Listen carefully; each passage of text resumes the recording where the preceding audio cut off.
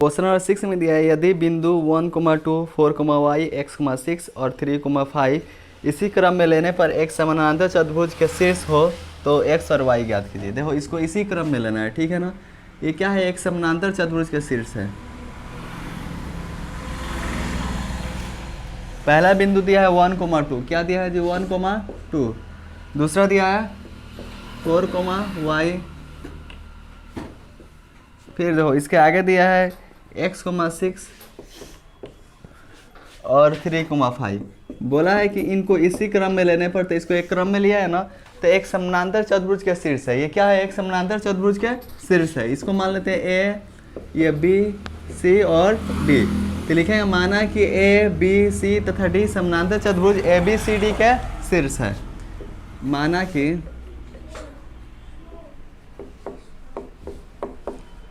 कि ए दिया है 1,2, बी कितना दिया है जी 4,y, सी दिया है x,6 तथा डी 3,5 समानांतर चतुर्भुज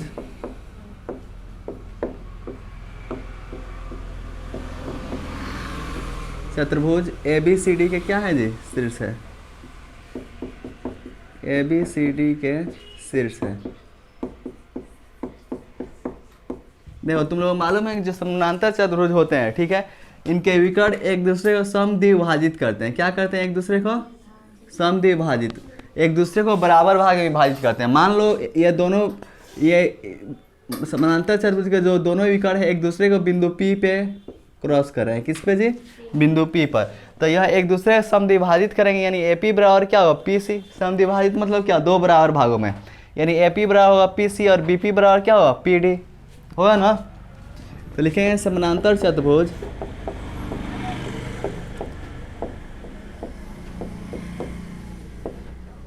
ABCD में, इसमें क्या होगा जी, इसके विकर्ण समद्विभाजित होंगे, यानी AP बराबर PC तथा और क्या होगा BP बराबर PD।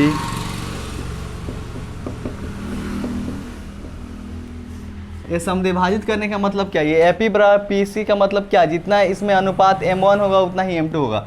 ये आपस में बराबर है ना, ये भी आपस में क्या है, बराबर है ना, यानी इनका अनुपात बराबर है। इसका मतलब M1 बराबर M2, इसमें भी अनुपात बराबर, ये भी समद्विभाजित हुए, यानी M1 बराबर क्या है M2।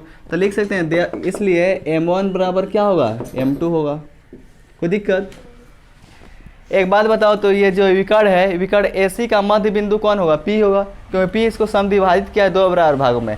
विकर्ण BD का भी मध्य बिंदु क्या होगा, P होगा, यानी दोनों का एक ही मध्य बिंदु है ना, और वो मध्य बिंदु है क्या, P है ना। तो विकर्ण AC के मध्य बिंदु P का निर्देशांक निकालना है, ठीक है। विकर्ण AC के मध्य बिंदु P का निर्देशांक,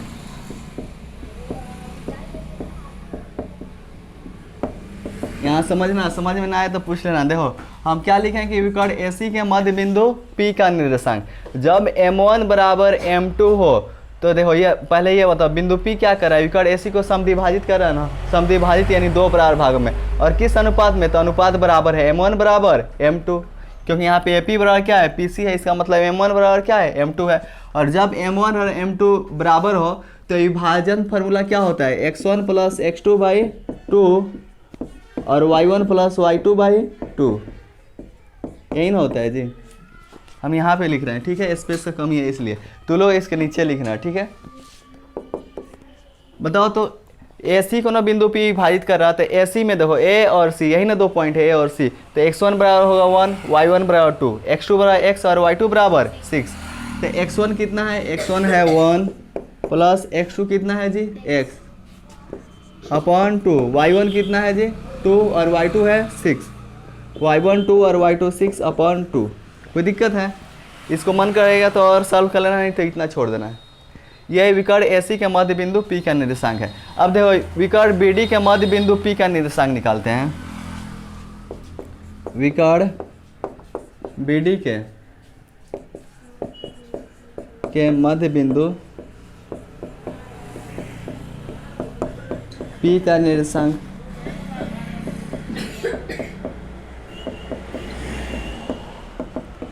तो देखो विकर्ण BD को भी बिंदु P क्या क्या है विभाजित समद्विभाजित क्या है ना दो बराबर भागों में, यानी BP बराबर क्या है PD है ना, BP बराबर PD। इसका मतलब ये हो गया कि M1 बराबर क्या है M2 है।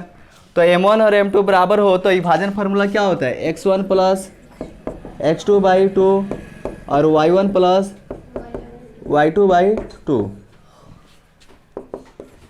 तो देखो BD में इसको हम x1 लेते हैं y1 लेते हैं, इसको x2 और y2। तुमको मन करेगा जिसको इसको मन करेगा x1 लेने को तो ले लेना, कोई इशू नहीं है, ठीक है।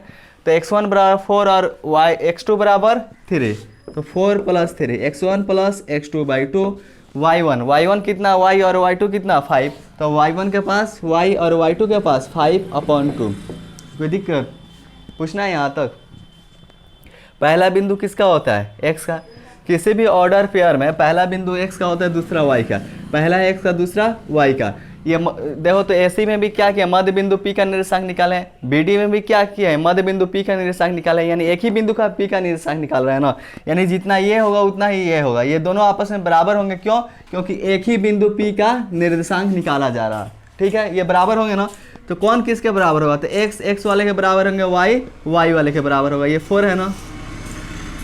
तो देखो अब इसमें x का वैल्यू क्या है 1/x/2 और इसमें x का वैल्यू क्या है 4 + 3/2। तो x वाले x के बराबर, और क्या होगा y वाले y के बराबर। इसमें y का वैल्यू 2 + 6/2, इसमें y का वैल्यू y + 5/2। तो y वाला y के बराबर होगा, y + 5/2 किसके इक्वल होगा, तो इसके y के वैल्यू के बराबर 2 + 6/2। क्या कुछ पूछना है यहाँ पर? ये देखो ये 2 से 2 काट सकते हैं, मालूम है ना कैसे कटेगा।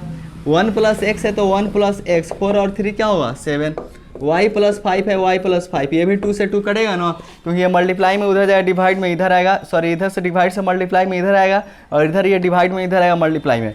फिर इस मल्टीप्लाई से दूसरे साइड ये 2 जाएगा तो क्या होगा डिवाइड में, तो 2 से 2 कट जाएगा। तो यहीं पर डायरेक्ट काट रहे हैं हम, 2 + 6 है 2 + 6। अगर तुम्हें दिक्कत होगा तो इसको क्रॉस मल्टीप्लाई कर देना, 1 + x से 2 में, 2 से 4 + 3 में, ठीक है। यहाँ भी वैसे ही क्रॉस मल्टीप्लाई कर लेना।